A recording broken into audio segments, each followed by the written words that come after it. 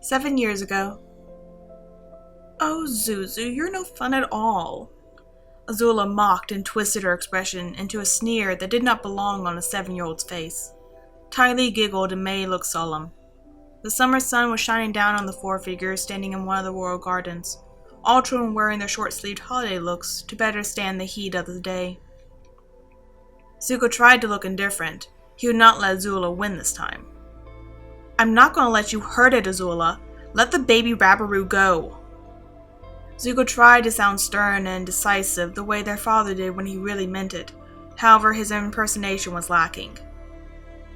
Azula narrowed her eyes and smiled, seeing straight through Zuko's weak attempt at impersonation. She shifted the little animal from one arm to the other, as if demonstrating how she was weighing her options. Azula held one of her fingers to her jaw to further indicate how puzzled she was. No, I don't think I will, she eventually decided. I won't let you hurt it! Zuko shouted. He was almost sure that Azula had been kidding and was just teasing him, but with Azula, you never knew, and Zuko didn't really want to see the animal get hurt. Well, who's going to stop me? You? Azula asked with a skeptical tone that made Ty Lee giggle some more. Zuko glared at Ty Lee for a moment. He hated being laughed at. Ty Lee continued to giggle, but suddenly Zuko realized that there was a nervous edge to her laughter. She was wrinkling up the hem of her dress with her fingers. She's nervous, Zuko realized. She doesn't want anything bad to happen to the Rabaroo either. I'll tell Mother, Zuko threatened. Really? You're going to run to Mommy and tell on me? Azula was still not taking Zuko seriously, and it made him angry. For a moment, the siblings just stared at one another, neither wanting to stand down. The tension was interrupted by May. Boring. She yawned a little to emphasize her words, and continued in a nonchalant voice. Can't we do something interesting, like pick on the new housemaid? Azula seemed to consider that. The chubby little Rabaroo in her lap looked calm, clearly oblivious to the impending doom looming above its head. Before Azula had time to make her mind, a familiar voice called out for them. Zuko! Azula! What's going on here? Their mother had entered the garden and was walking toward them. She looked beautiful as always, but also worried. Her eyes locked on Zuko's clenched fist. Nothing, Azula said innocently. We were just playing a game and Zuzu is being a sore loser. I'm not a sore loser, Zuko exclaimed. He turned to Mother, ready to tell her everything about the horrible things Azula had threatened to do to that poor animal, but something in his mother's eyes stopped him from speaking. Ursa was looking at Azula, her eyes hard. There was something wrong about the way she looked at her own daughter. She was already expected to hear the worst of her. Zuko was stunned.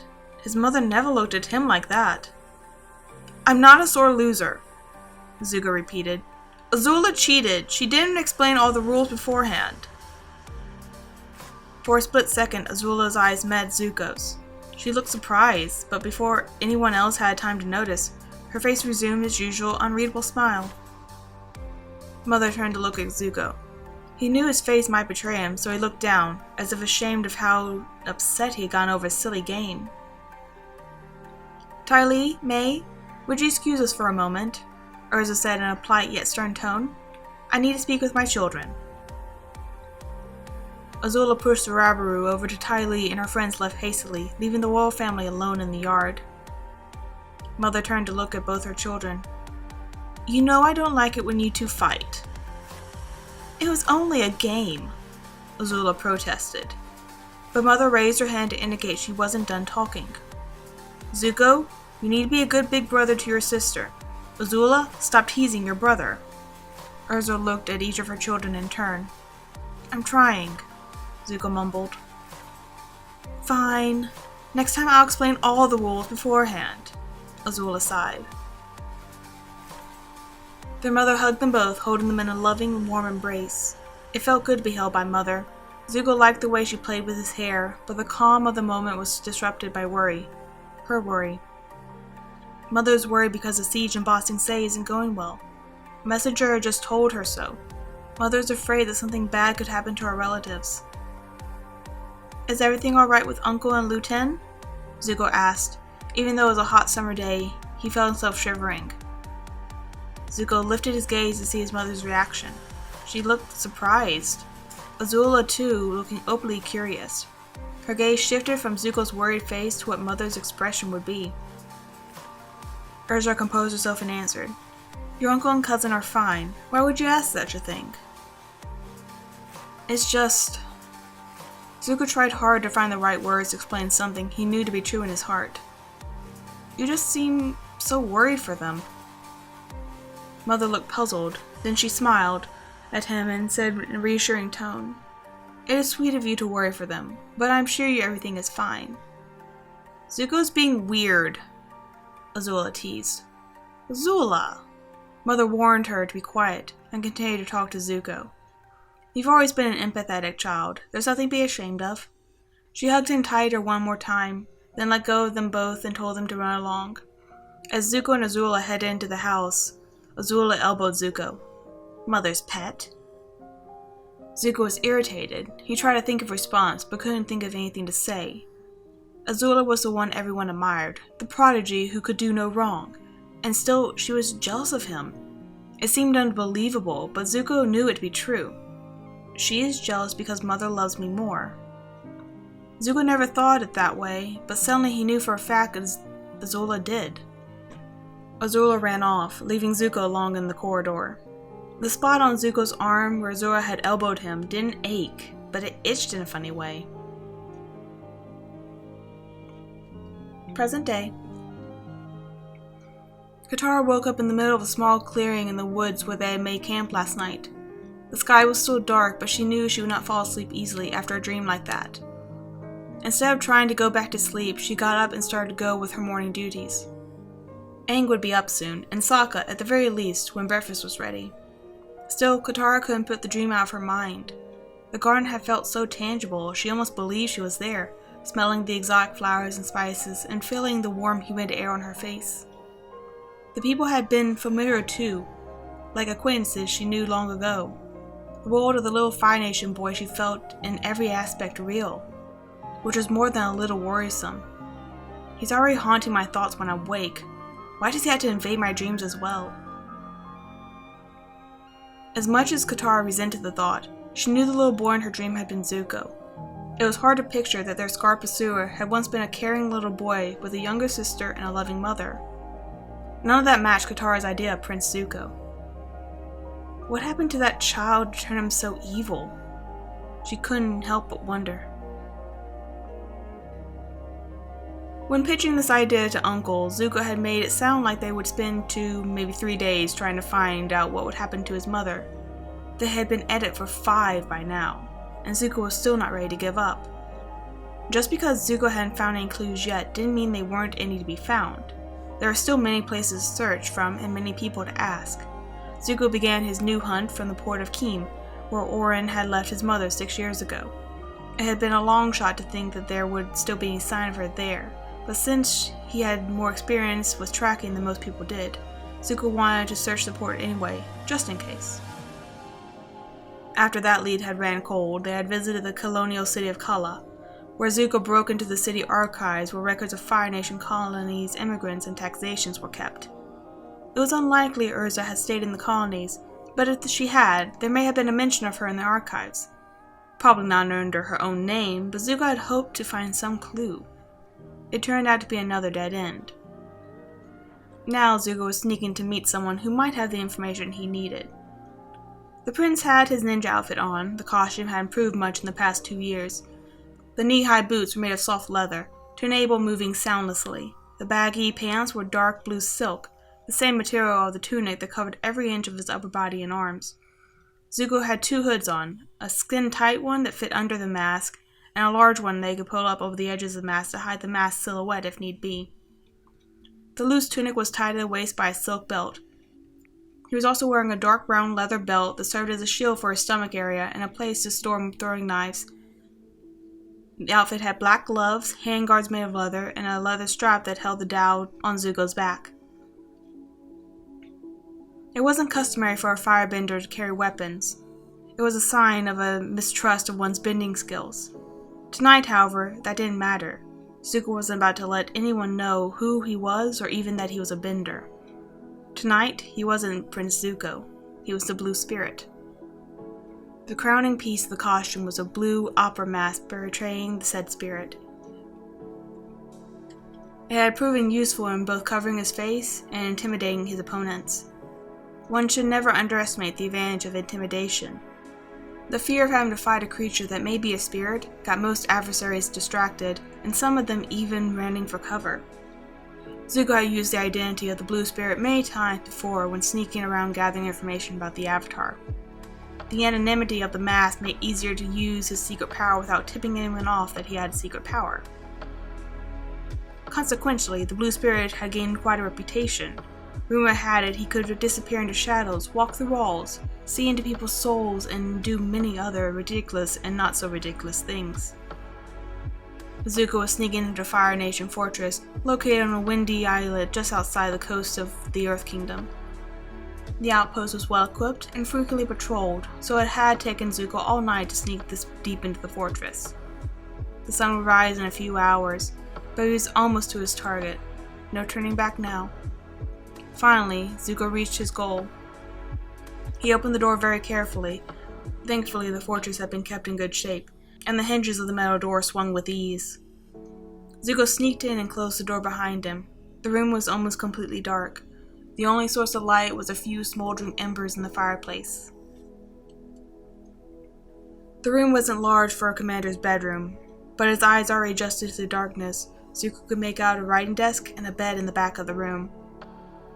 Before moving further, Zuko surveyed the metallic room one last time to see if there was any booby traps he could spot. It seemed unlikely there were, but Zuko didn't know enough about the Commander Ping to know how paranoid he was about his safety. Most Fire Nation officers who had lasted this long tended to be cautious men. No traps. Here goes. Zuko lit a candle on the commander's desk. In its light, he could see Commander Ping asleep on his bed. Zuko waited a moment. Soon enough, the other man's face began to react to the change in lighting. Commander Ping opened his eyes. He appeared disoriented, but when he realized there was someone else in his room, the man got up to a sitting firebending stance. Zuko had expected this response and kept still. He was standing in the middle of the room, a few meters from the old man, looming there, silent and unreadable. Zuko knew the larger hood atop his head created shadows over his masked face, adding to his otherworldly appearance. "Who are you?" Commander Ping demanded. Zuko cocked his head to the side, not unlike a wolf bat trying to determine how best to ingest its prey. The movement had its desired effect. Ping's face flushed with fear and he threw a firebolt at Zuko. Zuko dispatched the fire with a tiny movement of his hand, trying to make it look like the flames had vanished on its own. Bending with small movements required an extra amount of force and chi, but if Zuko could get through this fight by having to block only one attack, it would be worth it. Commander Ping looked terrified. "What do you want?" "Tell me what happened to Lady Ursa," Zuko said in a quiet voice. Ping's face dropped. "I always knew that would come back to haunt me one day." "That day has come. Tell me what you know." The man glared at him, sighed, and probably decided it was a dream, so he might as well spill the beans. "I was ordered to transport Lady Ursa from the Fire Nation's capital to the Earth Kingdom. I left her at the port of Keen and never saw her again." "Who gave you your orders?" Zuko asked. "Fire Lord Ozai," Ping answered, surprisingly calm under the circumstances. "Why?" "I was told that she had been banished, and that I should no longer recognize her status as a member of the royal family. My orders were to escort her out of the Fire Nation undetected, but to give her no aid beyond that." "Is that all?" Zuko asked. Ping nodded, but Zuko had an intuitive feeling there was more to it. Over the years, he had learned to trust his instincts. Even Zuko's mind-bending always had been more intuitive than anything else. Zuko didn't want to leave any stones unturned at this point, but before entering the fortress, he had decided he would use the power of the dragons on Commander Ping. That's why he had snuck in disguise in the first place. This way, the ability could not be tracked back to Prince Zuko. Zuko could have just snuck up to the sleeping man and started by reading his memories. There were, however, many reasons why Zuko had decided to wake Ping up first. First, reading dreaming minds could be incredibly confusing, even disturbing. Second, reading him would be much easier once Ping's mind had already been guided to the right topic. Just because Zuko could read memories did not mean he was good at it, and he needed every advantage he could get. Third, reading Ping would have woken up anyway, and then Zuko might have to dodge fireballs while still in the middle of reading him. Also, Zuko had wanted to give the man a chance to explain himself, the old-fashioned way. "You're not telling me everything." Ping swallowed.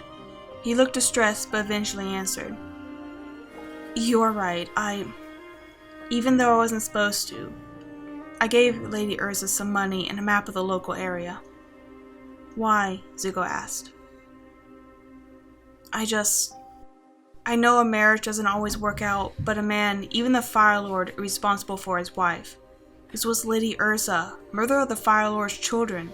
It didn't feel right to leave her with nothing." Chivalry. Not what Zuko had expected, but the old man's words sounded genuine enough. "I've heard about you, you know," Commander Ping went on. "The Blue Spirit? Some say you are a thief, some say you're a hero, some say you're a ghost. And what do you believe?" "I don't know," the commander responded, "but dying by the blade of a stranger seems like an appropriate way to go. I've led men and women to a similar fate all my life." Zuko was seriously starting to look up to this man. "I'm not going to kill you," Zuko said. "And though I am not even going to read you, that's how much I respect you for what you did for my mother." Ping looked openly surprised and stammered, "But then I have to kill you, for I have just told you things I swore never to tell anyone as long as I lived." "Oh, right." Zuko felt like slapping himself in the forehead for not figuring out sooner that this had been a dying man's last confession. That in part explained the honesty, at least.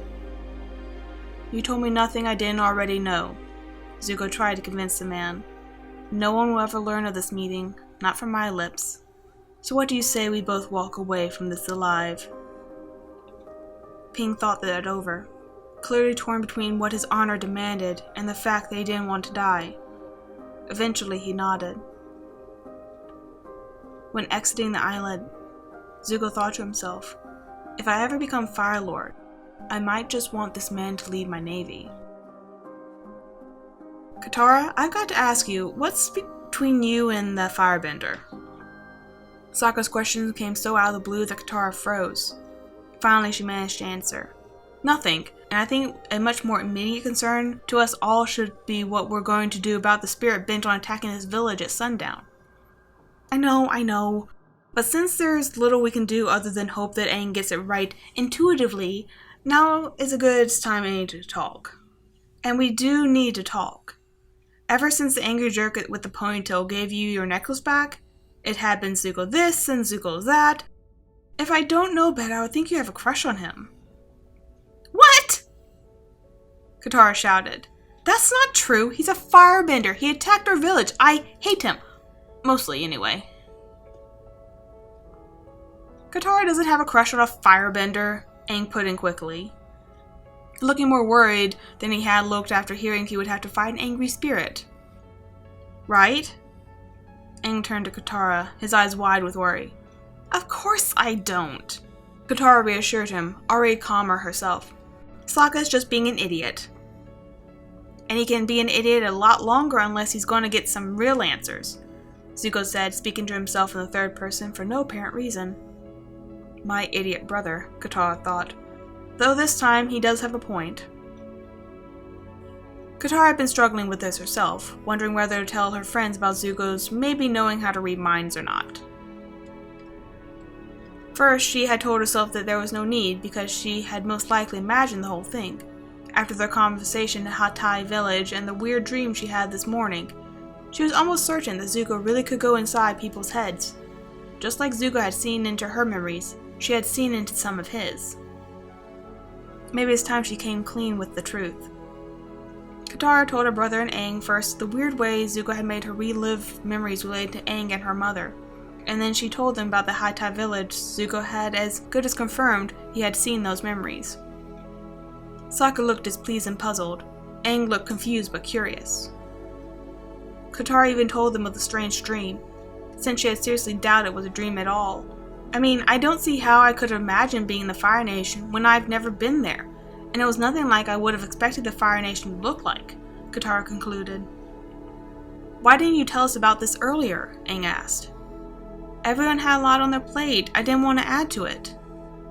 Truth be told, Katara wasn't sure why she hadn't told them of her suspicions. Maybe she had been afraid of Zuko, but hadn't wanted to admit she was. Katara wanted so badly to be a stronger bender who could always defend herself. Sure, because the guy we have to go up against having mysterious powers we don't know existed is definitely something we don't want to know about. Sokka marked her reasoning. Seriously though, he added, not trying to belittle your story or anything, but I kinda find it hard to believe firebenders can read minds. I mean, first off, mind reading is impossible. Also, just think about it. We have fought the Fire Nation, and we met people who had fought them even longer. None of them, friend or foe, ever gave us the heads up that, by the way, watch out for those firebenders because they can read your minds. 100 years ago, I had friends from all nations, even the Fire Nation. None of them ever mentioned anything about mind reading. Aang pitched in. See? Sokka said. And this is the Fire Nation we're talking about here.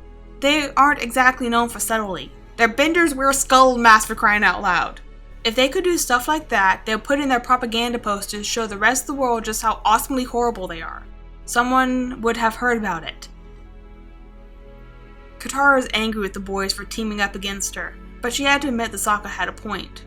News never traveled fast without its pole, but information such as this would have been passed down from generation to generation. I can't explain it, she responded irritated. All I know is that I saw what I saw, and so did he. Okay then, I guess things definitely warrant looking into, Sokka agreed. I gotta say, somebody else's childhood memories from out of nowhere? Sounds creepy. Katara made a face at her brother. Although Sokka and Aang were mainly worried about the concept of mind reading, that was not the part Katara lost sleep over. The truly weird part was that as much as she hated Zuko, she couldn't help but feel a little curious about him too. There's more to the prince than meet the eye, for better or for worse. They didn't have time to continue bickering though, because the sun was setting. Zuko felt frustrated. He was still going nowhere with his investigation. He returned to the village of Keem, since now that he knew Ursa had been giving a map of the surrounding area, the odds of her staying in the vicinity had increased, if ever so slightly. Maybe someone would remember seeing a sad, beautiful Fire Nation woman here a few years back. The port turned out to be a dead end only a few days earlier, so this time Zuko had focused on his search in the countryside. The area was, on paper and reality, very much part of the Earth Kingdom, so instead of taking their usual kimono rhinos, Zuko and Uncle had rented a pair of ostrich horses. Zuko had ridden on ostrich horses only a few times in his life, but they did provide necessary camouflage against Earth Kingdom army scouting parties they might run across. Zuko and Uncle were wearing Earth Kingdom clothes. Uncle was wearing Earth Kingdom green robes and a dark brown traveling cloak on top of everything. Zuko's clothes was non-descriptive. Lots of different dark colors, making it hard to place him in any particular nation. Zuko had his sneaking outfit, boots, belt, and handguards on, and Dao. Other than that, his clothes were nothing special. The only thing unusual was his attire was that he was wearing a scarf around his neck and head, leaving his face visible, but hiding his hairstyle and part of his scar. Not that he was ashamed, but they would draw less attention for this way. The sun was already setting, and it was a several-hour ride back to the ship, so they chose to seek shelter instead, and continued their search tomorrow. The small inn was located in the crossing of two well-traveled roads. It seemed a bit shabby, but safe enough for a one-night stay. Zuko and I were walking from the stable to the main building. Zuko finally realized why the scenery looked so familiar. I've seen that mountain before, Zuko said and pointed to the closest peak. In a painting. Uncle looked mildly puzzled. Really? 'Cause I'm not certain I have. Where in the Fire Palace did you see this painting? It was at the monastery, Zuko said and winced. He didn't like talking about the disaster that had been his time with the Order of Shadows. Kurta said there's a Fire Nation shrine on that mountain. Most of the old shrines are in Fire Nation, but some were built in other nations as well, to honor places that were spiritually connected to fire. I see where you're going with this. This area of Earth Kingdom is indeed volcanic, best known for its refreshing hot springs. I wouldn't mind visiting one of those, Uncle added and winked his eye at his nephew. And I wouldn't mind visiting that mountain, Zuko stated seriously. Uncle looked serious once more. And what do you expect to find there, nephew? Zuko considered what to say. In all honesty, it was unlikely that the fact that there may once have been a Fire Nation shrine up there would make a difference in Ursa's chosen path. Still, it was a huge coincidence Zuko just happened to run into a place that he'd once been told about. It felt almost, well, Zuko wasn't a spiritual person, but if he had been, he might have called it destiny. Zuko shrugged. At the rate this search has been going, praying couldn't hurt. Uncle looked at him for a long time. I know, a man needs his rest, Zuko huffed. But I don't feel tired, and if I leave right away, I'll be back before you know it. And Uncle, I'm taking this trip alone. You stay at the inn and wait for me. 2 years ago. Master Kurta had the look about him that he's about to lecture Zuko. Sure enough, the old man spoke up. All living things are connected. The true meaning of these words is very complicated and may take you years to understand. Separation is an illusion. This is one of the many important lessons you will ever learn. So I hope you meditate on it as long as it takes for you to comprehend it. Zuko nodded. He didn't agree with his master on the special importance of the particular piece of wisdom.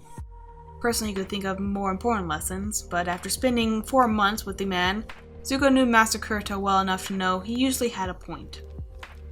Besides, hasn't Uncle said something similar once in a while? Zuko didn't really trust Kurta, but he didn't question Uncle's wisdom, so there was probably some truth to it. Besides, sitting around meditating on something deep sounded like as good an excuse to take a break from all the hiking. They had risen before the sun and had been climbing up the nearby mountaintop all morning. Zuko could really use a break, even though his pride wouldn't let him to ask for one. It was a clear, crisp morning with no clouds to limit the view. The scenery was breathtaking. Usually, Zuko didn't stop to appreciate something as simple as a beautiful sunrise, but right now he was too tired physically and emotionally to think of anything else, even his hunt for the Avatar. So Zuko sat down, his legs crossed, and focused on breathing deep breaths of fire to keep the chilly wind from piercing through him. Apprentice Zuko, look around you and tell me what you see, Kurta ordered after they sat in silence for a moment. Zuko opened his eyes. Okay, what do I see? I can see the ocean from here. I see the nearby mountaintops. I see the valley and the monastery in it, Zuko stated evenly. Can you really? I can see the sky and the ocean and the mountains, but I do not see a monastery, Kurta answered.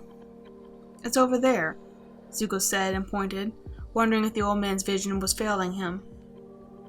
Are you sure? It looks just like a rock to me, Kurta said, sounding unconvinced.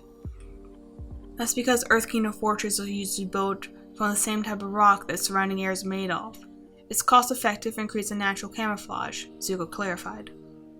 It's very interesting, but I asked you to tell me what you see, not what you know, Kurta said, playing with words. Look again and tell me what you see. Zuko looked again. What am I missing here? Or what is missing? I see earth, air, and water, but no fire. Kurta nodded, so Zuko went on. Looking from here, I would think that there wasn't any Fire Nation presence here. What makes you think there is? Because I know there is. And again with the knowing, Kurta sighed.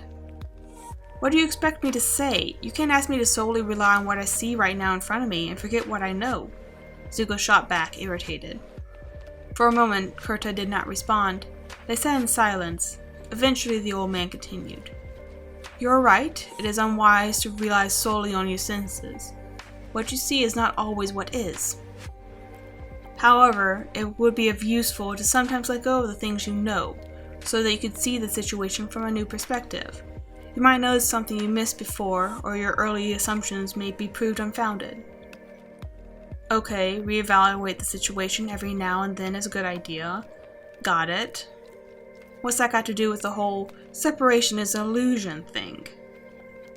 Kurta smiled a wistful smile at him. It was the first time Zuko had seen the man smile. That is a separate piece of wisdom.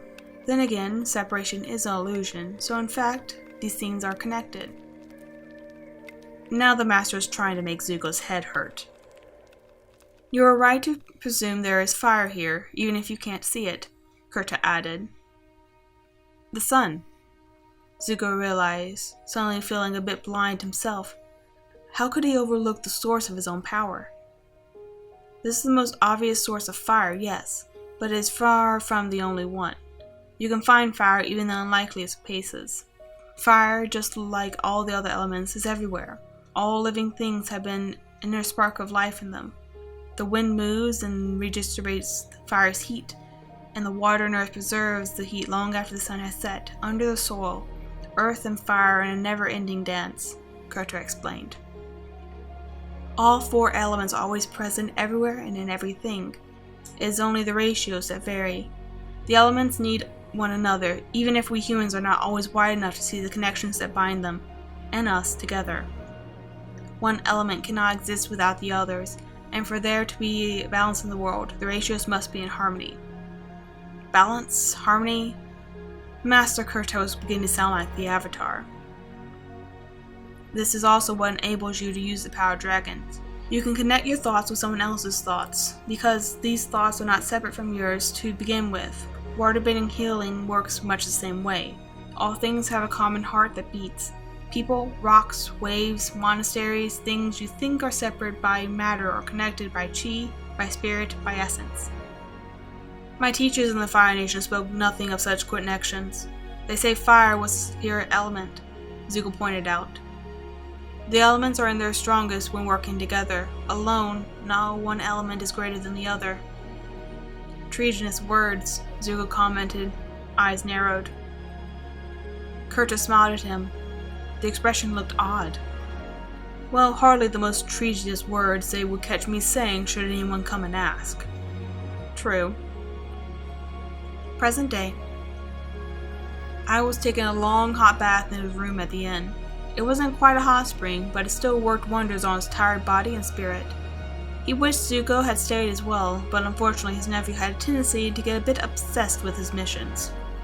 Iroh was hopefully, however, that this one was close to his end. He had been surprised to find out Ursa hadn't died the night she went missing, but this still didn't guarantee she was alive today.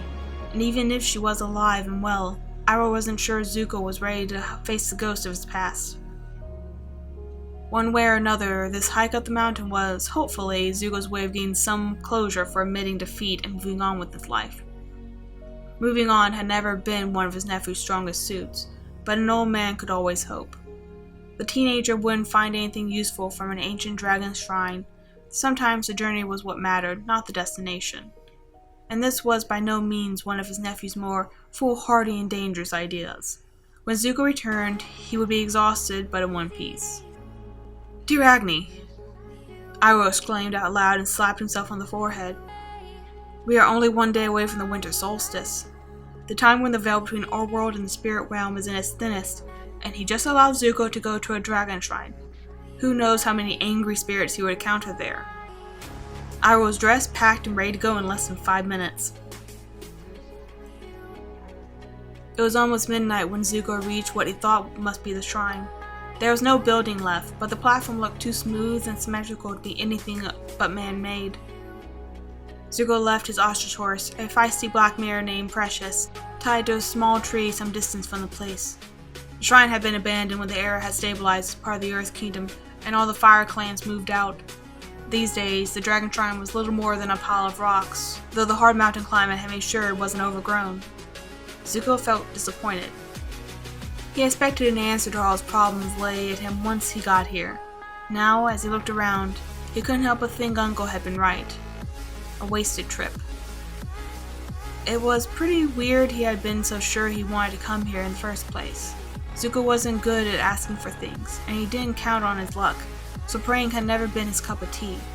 Zuko was starting to feel a little uneasy about the situation, but there was one thing he wanted to do now, and he had come this far. The prince bowed to show respect to whatever spirits still dwelled in the place, and kneeled on the ground. He took a few incense sticks from his bag and placed them in a small bowl and lit them with his firebending. "Look, sir, he's a firebender," one of Sergeant Ring's soldiers pointed out. The leader of the Earth Kingdom Army scouting party weighed his options. But since he was in charge of 20 experienced soldiers, there was no way the boy could prove to be a match, bender or not. Sergeant nodded, with a signal for his men to move ahead with their plan. It was time to put their ambush into action.